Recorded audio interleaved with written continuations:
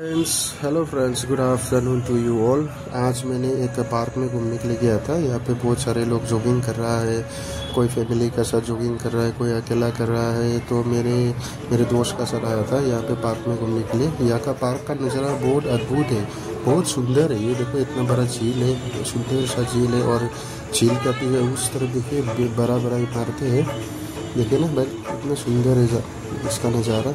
और यहाँ पे झील का इस तरफ ये लोहा का ये बना के रखा है ताकि कोई झील का अंदर गिर ना जाए, तो इसका बड़े खास ध्यान रखा है। और एक बच्चा भी इतना अच्छा से स्केटिंग कर रहा है, देखो।